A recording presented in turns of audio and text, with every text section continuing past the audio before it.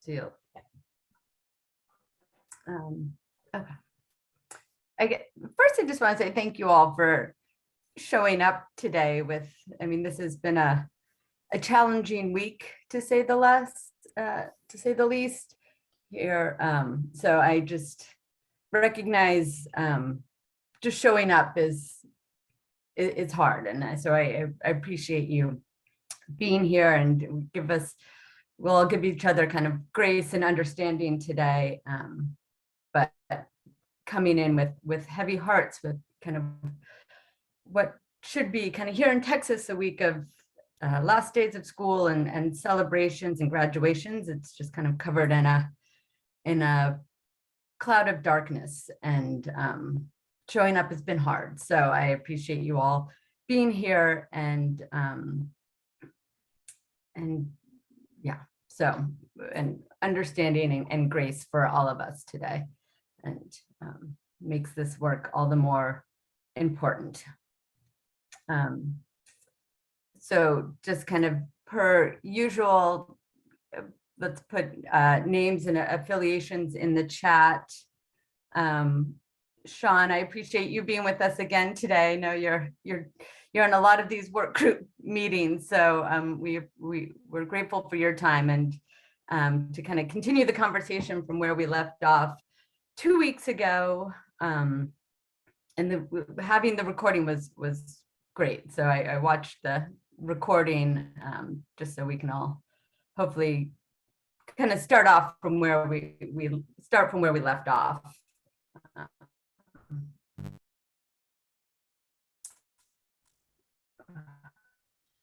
And just, right, can we pick it up from the property tax kind of exemption conversation? Okay. I'm getting the unstable message. That's a good cue for me to quiet myself and pass it to somebody else. And I think rather than Sean needing to start, it's really the rest of us, because the charge was to review that document again and identify any questions that we had or concerns or whatever, because the goal is to determine if this group is ready to support this proposal and join the process of helping Sean to get it moved forward. So I think it's the rest of us who need to, it was Sean's presentation, but I think the rest of us had the job to read it again and see if there are any new questions or additional thoughts about it.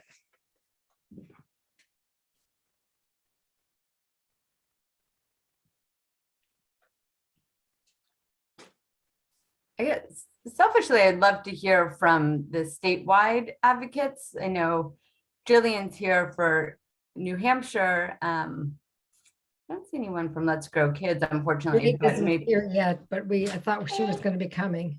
Okay, and just how this resonates, and if you think there's any appetite, because we can kind of rally behind it as our group, but we'll need some larger statewide entities on both sides of the river to also get behind it. And if it doesn't align with kind of New Futures, who else should we kind of be bringing in in this conversation to see if there's alignment and support?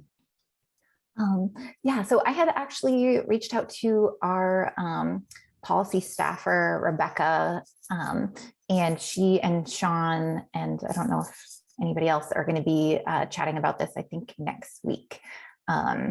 So she's kind of more the go-to for that. So I think probably that would be something better to go into more after that meeting.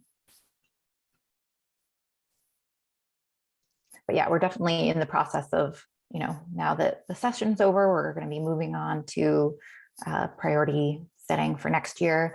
One thing Rebecca mentioned to me yesterday is they're thinking about putting together kind of like a big package of early childhood priorities together that would be in one like momnibus bill, and that, you know, our coalition that we work with would be pushing like a lot of those different priorities together. So that's kind of what they're thinking for next year, I guess. But we're kind of, I mean, literally the last day of the session was yesterday. So I think that we'll be moving forward from here.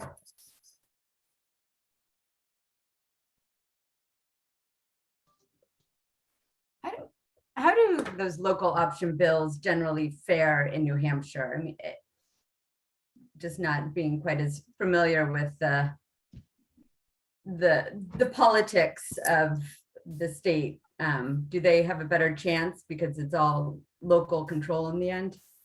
I think so. I don't know. Theoretically. Well, theoretically, I'm looking at Sean because I don't know what his thought is on this, but we often take the local option approach because we know we'll never get a full bill through the House that that is statewide. But it's amazing the opposition to local options, because there's this fascinating and really quite bizarre conservative, I don't want to say patriarchal, because it's not just sort of older Republican males. It's Republicans, and many of them of the more libertarian bent, that just would tell you they don't think smaller communities have the ability to make those kinds of decisions wisely. It's weird.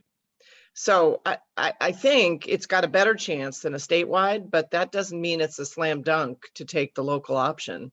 We've got so many issues we tried to get approval in the legislature to have individual town meetings have the ability to vote for something, and they still oppose it. And it's not the Democrats who tend to oppose it, it's the Republicans. And it's particularly a town related bias as opposed to city. So I don't know, Sean, chime in, because I don't have a corner on this. Well, I think you explained it very, very well. That's exactly it. There's this division within the Republican Party about this issue about local control. And strangely enough, the folks that are the Free Stater side, you would think that would be more supportive of that, to allow local control, but they actually want more state control. So I just dealt with this for the last 2 months on the NHMA policy position committees, and it's a very strange dynamic. But I think if we build a good enough coalition at the beginning of this, not while we're in the middle of the fight, but beforehand, we can convince the key people to do that. And very little legislation passed the legislature this year. Most everything was killed. No matter what side of the aisle that you're on, most everything was killed. So it's going to be a daunting process, but we're going to have a new legislature. We're going to have basically a new Senate. Many of the senators are not coming back, and Jeb Bradley is going to be the leader in the Senate. It looks like, at least on the Republican side, and I suspect they're probably going to be successful the way that things look right now. And I'm looking at him as the prime sponsor for this bill. So it's going to take some political engineering to get this done, building an alliance. We need the BIA on board, the Hospitals Association on board. There'll be a number of allies that we're going to want to build. The only opposition that I'm already starting to get is from the Assessors Association, but I'll work through that on my side. They're already being somewhat vocal about that issue, but I know how to work through that process with them. So anyway, I mean, it's local control. The local control option is the best chance of success. Yeah, and Amy, I see your comment there. I mean, because you have small towns can be sort of subjected to poor management or lack of people, right, to be effective management of the community, and select boards are very often rank amateurs. You can see some abuse happening at the local level, and hence the concern about unleashing the local option approach at the local level. But I also think that the opposition is that they don't want local government to have more control. They want it to have less control.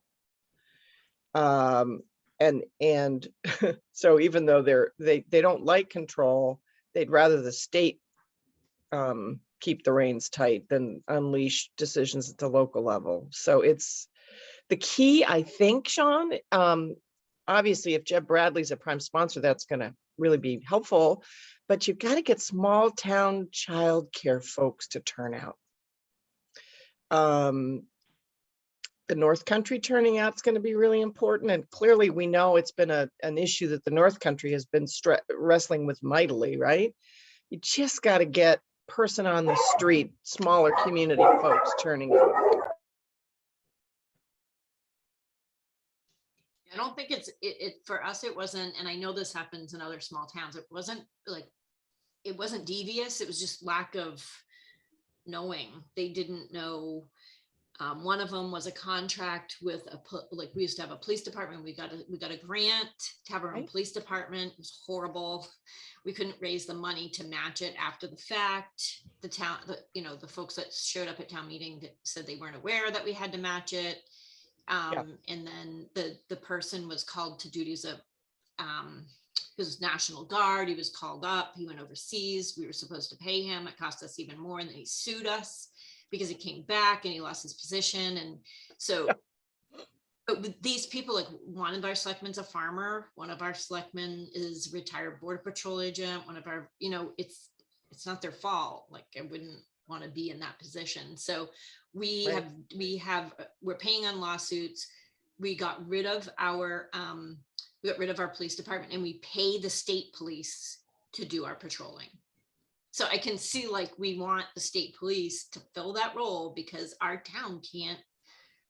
We tried, but we don't have and it wasn't like nobody did it on purpose. It was just lack. And now there's like this whole relationship between the town and the select board, and and there's this weariness of making changes like this. There's this weariness of what is it going to do, because we've been bit so many times. So I think that's the kind of thing you'd have to thwart, is like, what are the after effects if we like, how hard is it to manage this particular change? This is where, childcare providers sort of all stripes need to come out. So that it's in many ways, it's important that there's a grassroots push underneath the sort of New Futures overarching coordinative push. Because legislators do pay attention when regular folks in their communities come out to speak to the value of a piece of legislation, not just for their own businesses as childcare establishments, but for families in the communities that desperately need childcare spaces.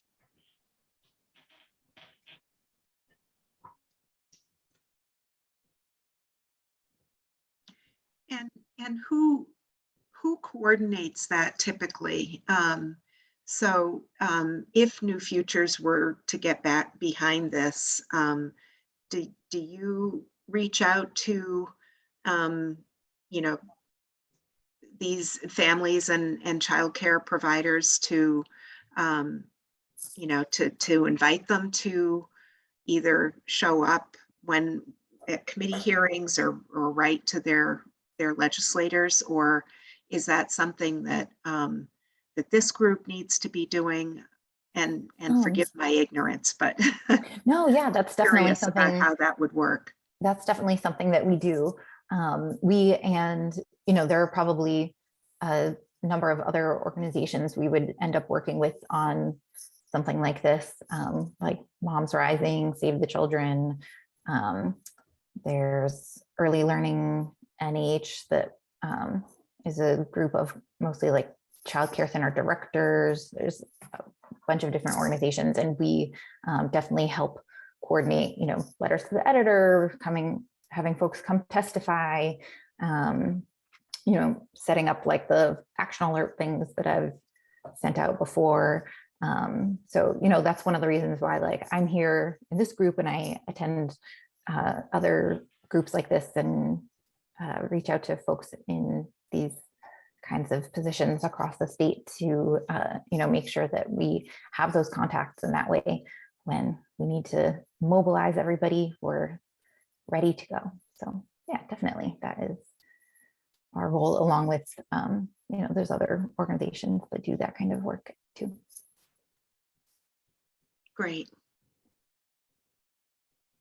I might suggest that we do a whiteboard exercise to strategize this, because if you look at this from beginning to end, where we are right now, to get to the very end of the process, there's the first goal is to get past the state legislation process. We can get it passed into law, and then we're going to have a legislative effort in each community to move it forward.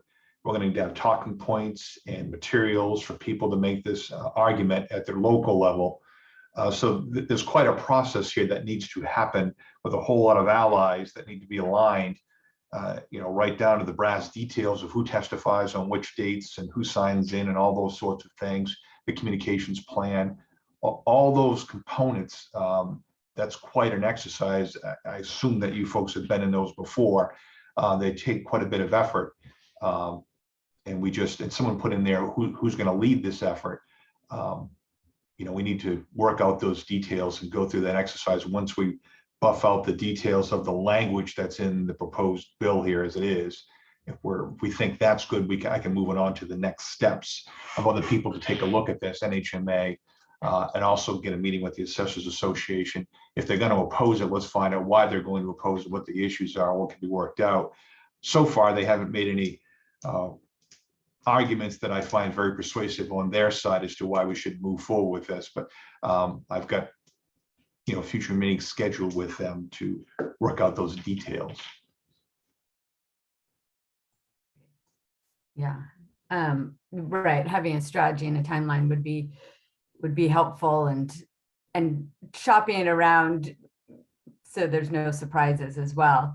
Do we have a sense of the economic impact and that the average property tax, what the savings would be kind of on the average for providers, or lost revenue for municipalities? Is there a way to do some kind of back of the envelope math on the impact of the bill, even if it's just like in Lebanon, kind of if there's some example communities to start with? Yeah, we did that. I had my intern that did some of that work, and we're just over $2 million in assessed value for 7 providers, which I'm kind of surprised there's only 7 providers in the city, licensed providers, that is. So we're looking at about $2 million, just over $2 million in assessed valuation, and I get $3 billion of assessed valuation in the city. So you can see it's far below, less than 1% of the impact. And of course, the impact in the community of being able to provide this is considerably more than dollar value, which I don't have a calculation on what that dollar value is. If you look at childcare providers, it depends. You may have an in-home licensed childcare provider that has a $12,000 property tax bill that would now go away, and that would obviously have an impact on their business. Whereas Let's Grow Kids is probably going to be somewhere in the range of between $60,000 and $100,000 in value to them in terms of property tax exemption. They have a larger facility here in the city. What is it? It's not, what's the name of it? It's the place over there where the fitness center is. I forget the name of it. Fit Kids. Fit Kids. Fit Kids, that's it. Yeah. So that's a bigger chunk of change for an operation like that. But it's probably going to encourage a lot more people to become licensed, which means a lot more individual properties, residential properties, would become property tax exempt. And we don't know what that number is. I don't know how many people are out there that are providing this service who are not licensed. I don't think there's any data on that. So there's the unknown piece for that. But I think that the number is probably not huge. No, it's not. Because of all of what it entails. And so often, Sara, the childcare facilities, I mean, Fit Kids is perhaps a tad on the fancy side in terms of new construction, but so many childcare facilities they're not palaces, right? They're not high-end assessed valuation properties. They're older structures, they're older homes. So I think the problem the assessors have, and I can relate to their concerns, is that, the more properties that are tax exempt, the the higher the tax rate impact on everybody else who isn't exempt. And I think because there are often efforts in the legislature to eliminate certain types of entities from property tax payment in New Hampshire, the assessors sort of feel like they're being their book of business, as it were, is being nibbled away at by every Tom, Dick, and Harry looking for a break.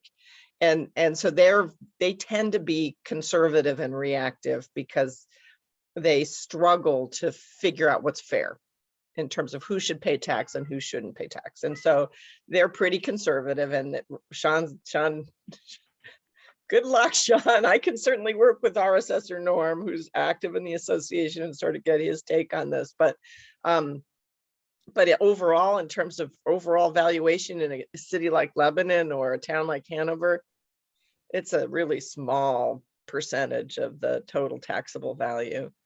My argument is if we can provide tax exemptions for businesses, private sector businesses that have a profit motive, and that's their only motive is profit, why can't I provide it for this much valuable public value service that we need to provide in our communities? So like I said, I'm fairly confident that I will be able to mute any concerns that they have at the end of the day, or work with them to get them on, at least not to actively oppose this. I'm more interested in what their detailed concerns are, about how their ability to actually determine the exemption that's appropriate and the staff time it may take to do that. But again, the numbers are so small. I get 7, and it's such a small percentage. It's not going to have an impact really on our revenues here in the city. And on the other side of that, it has a huge impact on the community, the ability of these childcare facilities to reduce their operating costs and hopefully turn that into salaries, higher salaries for people. Right. That's the argument to be made.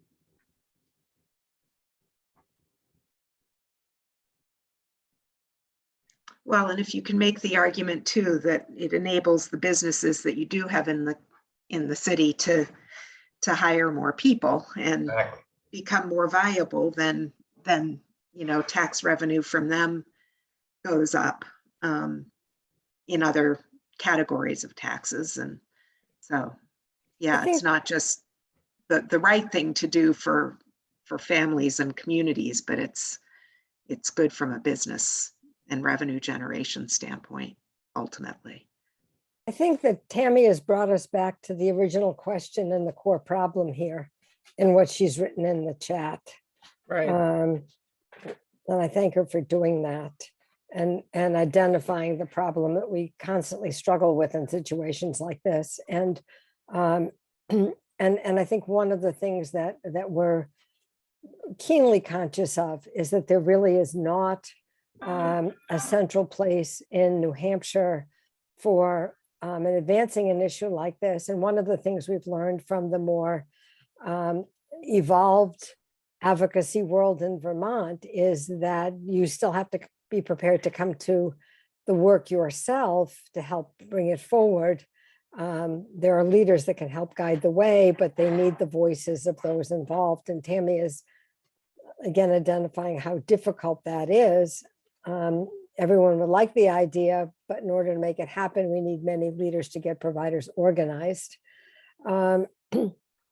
And then one of the questions really is what is the capacity of this group collectively and individually, or who is it that could perhaps have some of those things that Sean was mentioning need to go on a whiteboard for the steps in this, who can do those things so that we could work together to take something like this forward. And that's a tough question.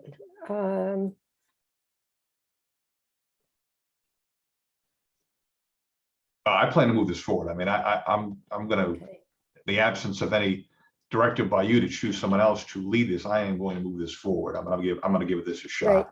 Right.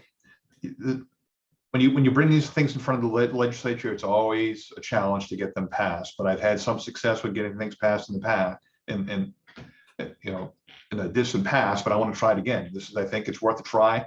And I definitely need a whole bunch of allies to get this across the finish line if we're going to get there. Okay, and Sean, if you were to start the whiteboard exercise of saying, okay, I'm committed to this and I want to see it get over the finish line, who do you need with you? What do you need with you? What activities do you need people to commit to? Because if people can take smaller bites of working in support of you as the chief leader for this, can we come together and do this with you? Would be the question I would have for others in this group right now. And if there are people that we can think of who've been part of these conversations that aren't here today, we can throw their names into it and approach them and ask them if they'd be willing to do that slice. And So- Sean, I am happy to help with the whiteboarding in terms of mapping out the partners that need to be roped in, and you know, thinking about the strategy for, as Tammy has posted here, it's tough to get those small in-home childcare providers to turn out for a legislative hearing unless they can bring all their kids with them in tow, right? Although that might be very effective to fill the legislative office building with munchkins who've come with their childcare provider. I was part of a movement like that in 1969 in Philadelphia, and Yeah. we filled up City Hall Powerful. in Philadelphia with children. And was it effective?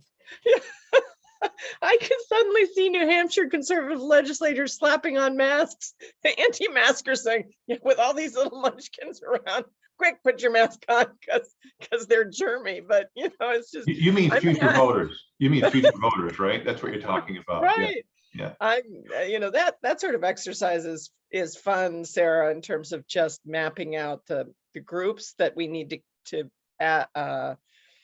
engage. But I think folks like Jillian and Amy on the New Hampshire side really need to be in that whiteboard discussion, because you guys know the networks, the childcare networks far better than I do. I can speak to the legislative sort of process and the local government networks, but anecdotally only on the childcare side. So thinking about how New Futures and ECEA currently herd the cats to get your childcare community activated. That's your area of expertise. Even if we can get people just to simply sign in, they do look at that, how many people sign in to support legislation if you can't actually physically be there, because of course, as you know, requires physical presence now. But signing in is just helpful. And then getting the word out for folks to do that. Here's the link, please sign in. That's helpful. And then having a few key people speak. Having 1 million people speak does not necessarily help the situation, but having the key people from the right sectors speaking on certain issues to get the point across. Those sorts of strategies seem to have the best amount of success in getting things across the finish line. So I have a project worksheet that we developed from the beginning on this. It has that timeline in there, and we can take that as at least the platform by which we would do the whiteboard exercise, figure out who the allies are, reach out to those folks, build the coalition, who are the key people, and then that communications plan to get the word out. The hearing's coming up on this particular day. When you know folks from this sector, and then you have to actually reach out to those people. I would ask that you speak on this particular piece of this, cover these highlighted points.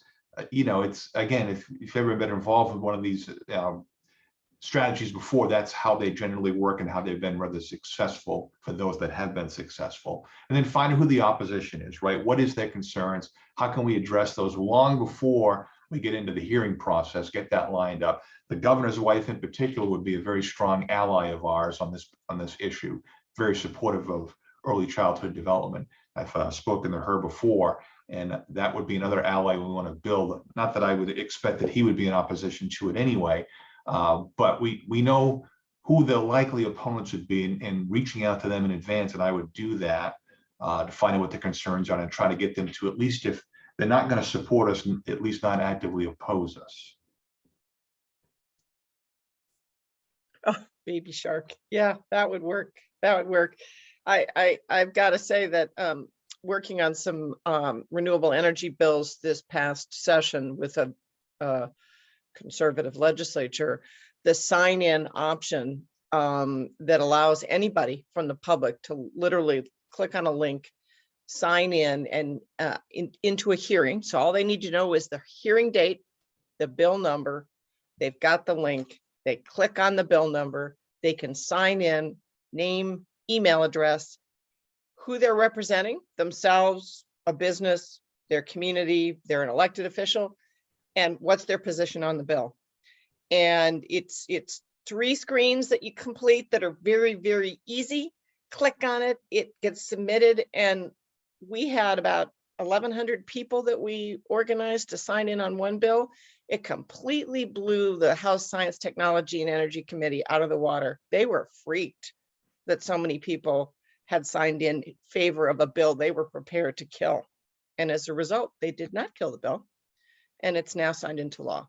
So numbers make a difference. And so Tammy, even on this is on the New Hampshire side, I know not the Vermont side, but if you got all these small childcare providers that are linked into the network because they're busy taking care of kids, they can't bring a kid to sing Baby Shark at a hearing, that's going to be, all they have to do is sign on in favor of the bill. And boy, it cows legislators who would otherwise be in opposition, particularly on the House side.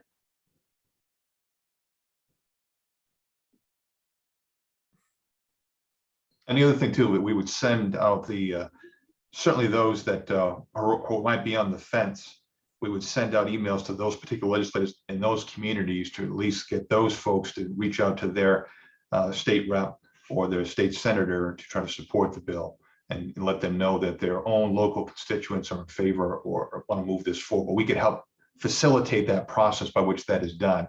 They don't have to actually go someplace. We could give them the talking points and then have them.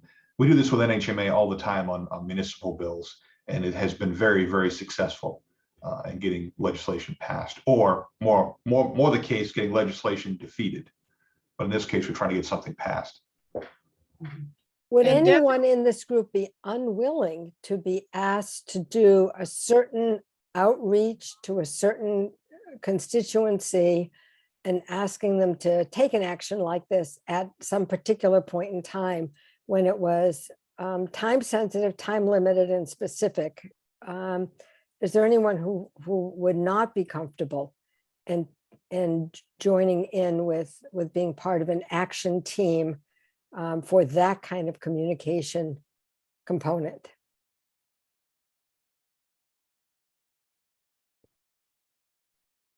Okay, because if that's one of the responsibilities, one of the assignments that members of this group can take on is being present for that kind of an action at the desired moment, that would be good to know. And we could be saying, hey, here's the moment, this is the thing, these are the steps to take. Would you please check back in when you've been able to contact your constituency? Yeah. And I will say, I mean, New Futures and Let's Grow Kids does a really good job of making it easy and spelling it out and kind of just doing the click through. So the less hurdles to advocating, the better. And so, yeah, and we'll be sure to make it easy for those who are being pulled in multiple different directions with a bunch of munchkins in the room. And I just, and I can take this on, but just curious if other states have done this, if there's some precedent that we can look at, and maybe and I can kind of take that as my my job, but just to see if there's other examples, and we can demonstrate that there's been a positive impact and money going towards quality, that and then just thinking through some unintended consequences and kind of equity issues. Anytime there's a local option, there are some towns who will adopt it and some that won't, and how does that create inequities within the childcare community?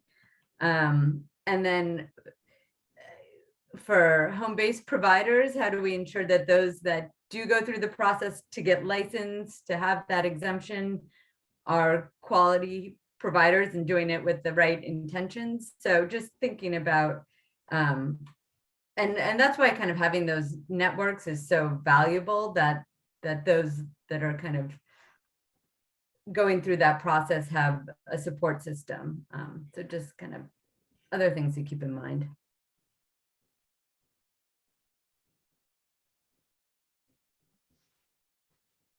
At this point, this is just, we're just focusing on New Hampshire, as I understand it. Has there been any conversation about trying to do this? And I'm not suggesting we expand it to Vermont right away, because New Hampshire will be a lot of work in and of itself. But has there been discussion about trying to do this in Vermont? Drake had mentioned last time when she was here that that something had been brought forward in Vermont, and I'm not, and it didn't move forward. I'm not remembering why she said it didn't, but she was not opposed to thinking about how it could be addressed in Vermont. Yeah, Brenda Metzler brought this up in one of our group meetings, and they had a list of items they wanted to focus on. This didn't rise to the top because property taxes aren't as big of an issue as it is in the state of New Hampshire, of course. They have state taxes and things of that nature. So it wasn't as important. My understanding was, according to Brenda, the governor was supportive of the concept and was ready to move it forward, but the others just didn't think of all the things they had on their list that was a priority that they had the time to spend the effort on. Okay, thanks. But if we can develop this model, develop this model here and get this passed, it may be easier for them to go and try to do that. Now, as I put in the chat, Colorado and Ohio have similar property tax exemptions for childcare. They're not exactly the same as ours. I've got bits and pieces of what those statutes have in those states, but ours is a bit more comprehensive than that. Because again, we have, other than New Jersey, the two states that have the highest property taxes in the country, those are the primary sources of revenue. Whereas in other states, property taxes are a far smaller percentage of the pie. Right. In those states that have passed similar statutes, is it still like town by town, or is it a statewide policy? Statewide. I can provide, I have copies of them. Actually, Brooke sent me with a link, and I found it when I did the research to that link, those two statutes. I don't think these things up my own. Brooke is one of my primary sources of information, and that's where I found those two statutes. But I can certainly share those with folks. Cool. Yeah, no, I'm just curious. It's always Yeah. good to see what other states have done. I feel like a lot of times, not just with this, but it's like every state is like forging their own path, and it's like there's 49 other states, guys. Like, let's look at what they're doing. Well, and I see it was Sara, I'm assuming you put in the issue of asking business leaders to communicate, and yes, I mean, especially in a state like New Hampshire, business leaders advocating for this is very helpful, particularly when you focus on the economic development benefits of improved childcare options, or increased childcare options for working families. So New Hampshire legislature listens to business owners, particularly big business. Mm-hmm. Yeah. Just gonna say that, Julia, that this would be an economic development strategy, because I mean, I was contacted up here in Colebrook by our local reps as we have the growth of our glove factory, and they're looking for like 200 people, and they were actually building into their plan more childcare space. So they want to know how much is available and how much they will need and what that needs. Like, they actually have that in their brain, that's a piece of the puzzle. So I was just thinking of Joe Kenny, who's been super supportive of us. But when going back to Sarah's question, I was like, oh, maybe I'll call Joe Kenny. And I'm like, I don't feel competent in discussing this type of level. This is out of my wheelhouse. So I would actually feel better if Sean spoke to that level of people, because they're going to ask me questions and I'm going to be dumbfounded because I have no idea about all of that municipality stuff. But I think we could start targeting, like maybe Sean and Julia, you could talk to your peeps that about that, and then could be backed up by the mass of early childhood. But I do think economic development is a strategy to have this be an economic development strategy, period. And childcare providers are small business owners. So it's, Yeah, we've got some really strong arguments, and they're multi-sector as well. And mapping those all out, making those key points briefly, and getting that information out to people. One of the things we do lack is a lot of data. We don't have a whole lot of data. What I mean by that is, what are the potential property tax impacts? How many more people would now become licensed? And what's the extent of that? But if you look at this legislation, it provides a lot of options. Municipalities can talk about the percentage of tax exemption they're going to provide. I'm assuming we're going to provide 100% here in Lebanon, but other communities may choose to do it differently. And there are different types of childcare licensure, and they may provide a higher percentage of property tax exemption depending on what that licensure is and those sorts of things. But it provides a lot of flexibility in there. And again, each community may choose to do this slightly differently. They may choose to start out and say, well, we're only going to provide a 50% property tax exemption for the first year, and we'll see how this goes, and then we move to 100% after that. So there's a whole lot of tools here. It gives a lot of flexibility if we can get it passed in the version the way we have it proposed in front of us right now. And almost never does anything make it in its initial draft go through without some sort of amendment. And again, that's why it's important to find out what the opposition is going to be, what those might be in advance, and see if we can hammer some of those out. Right. In worst case, legislatures love piloting initiatives. So we could always pilot something in Lebanon and Hanover and then to demonstrate impact.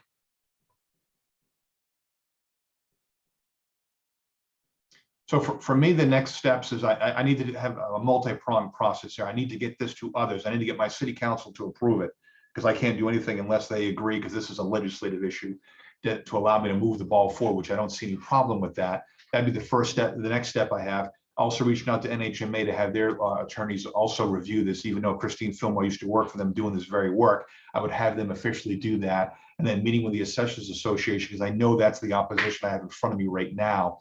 And then I need to find the sponsors, and I have an idea of who they should be, in both the House and the Senate bipartisan sponsors. And while I'm doing all those mechanics, I think it's important that we have our whiteboard exercise to find out who the allies are, list all of those, and then what all the talking points are, and where we're missing data, to try to be able to fill some of those gaps before this goes to its first hearing, which would be sometime in January or February of 2023. And now's a good time to get the sponsors on board. They just finished their marathon sessions in the summertime, to reach out to them and gain that support and find out what issues they may have with it. So this is a process. This is going to be for, assuming the city council approves this, and they will. Once we get into the wintertime, this is going to be a pretty intensive staff function for my city to do this, because this is going to be 20 or 30 hours a week for me during the months of January and February and into March, to get this the lobbying effort that will be necessary to achieve this objective, and keeping that alliance together and staying on top of it every day in the legislature. And then again, staff people from the city making the phone calls, getting communications out, and those sorts of things, and then the help of the rest of our allies to do that, to help us with that. So that's kind of what my vision of the way we would move this forward. And I'm hoping that you might be able to provide some other input in terms of whether you think there's some other alternatives to that, or other things that I might be missing.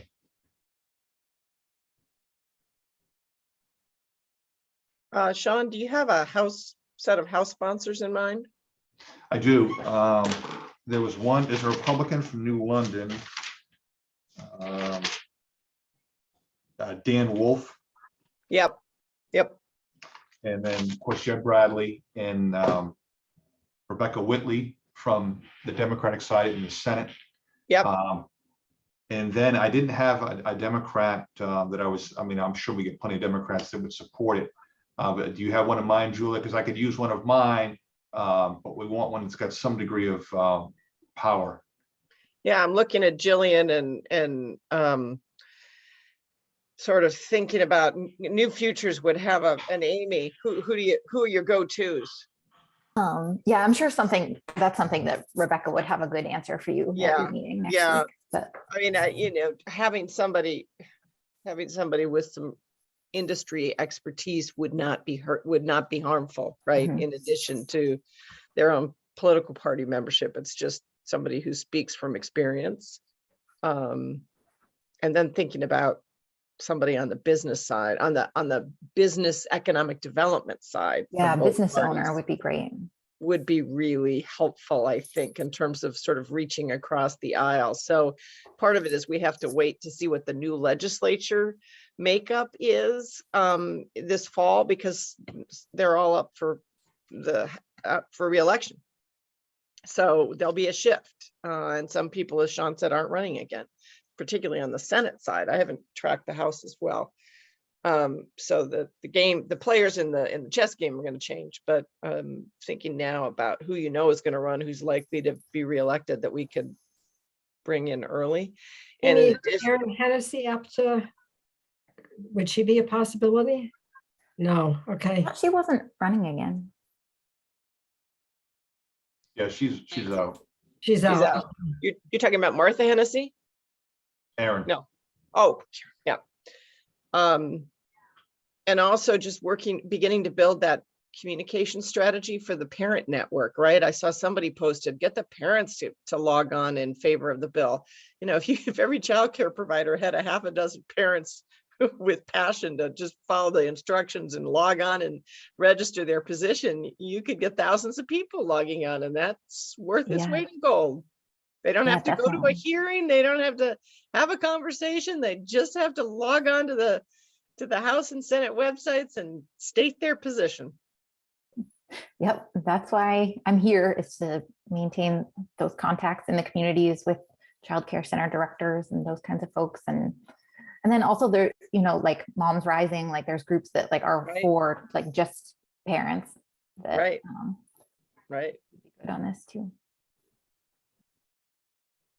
So Sean, in terms of next steps, in addition to the ones you listed, you're also going to be meeting with Rebecca at New Futures, it sounds like. Yep, next Tuesday, Wednesday.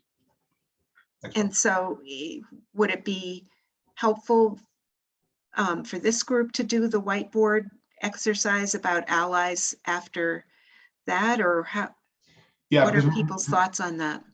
I think that's important, because remember, this is not, I don't have the allies that you folks have. I'm used to dealing with municipal issues, and this is now a new municipal issue, but I don't have that same network, and so I'm a bit of a fish out of water with this. That's why I need that other help to build this alliance.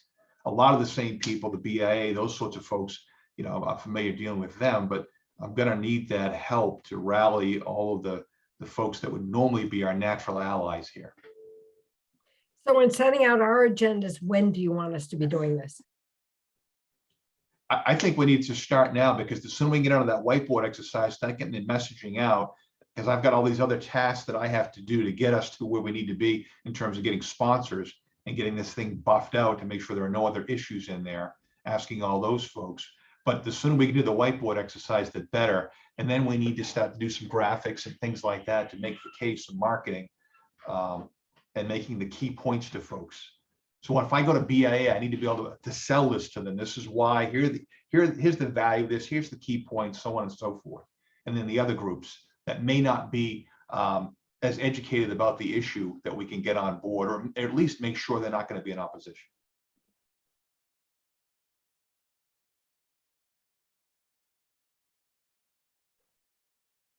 So Sarah, I know that Andrew's leaving, but who can we get to help facilitate that, do you think? And then get the key players in the room to be able to do the whiteboard exercise and map this out. Well, I'm wondering if this group can do and maybe Brooke and Sara, you tell me, is this group suitable to do the whiteboard exercise? And then I think in terms of communications materials, I think some of it depends on your meeting with New Futures, because Jillian, what I'm hearing is that you would, if you take this on, you would probably be doing some communications stuff. So I think we wouldn't want to be duplicating efforts, but maybe Vital Communities could help with some of that as well. With the communications piece. I don't know that we have the data, but can maybe crowdsource that. Yeah, and I don't know if who's going to be in that meeting next week, Sean. I don't know if it would be helpful to have somebody from Vital there, or I don't know. It probably from this committee would be helpful, I think, in there, because again, you know, my technical job is to put together the programs and all that, and theoretically to turn it over to you, which I'm going to continue to work with this and move this forward. Because I know the technical details, as Amy talked about. I can speak to those folks about when they have a question, I can answer it pretty quickly. But yeah, I'm certainly, it's not, I didn't schedule a meeting, obviously, Rebecca did, so I can't, you know, but I think it would be a good idea to have some folks on the advocacy side of our group to be able to speak to this issue. I was asked to go to a state meeting from DHHS the other day, which I did, but Amy Brooks is probably the better person and should have attended that meeting instead of me, but I attended and answered the questions as best I could. When is the meeting? It's Wednesday at noon. Okay. I'm just going to look at my schedule, but I'm curious, Brooke or Sara, is that something, again, I'm not the ECE person, but I'm let's see, Wednesday. I think I could do that. Yeah, I could go if In needed. terms of representing this initiative and representing, the scope of this initiative, Sara, I think it would be great if you could do that. Okay. And I think in the future, the project manager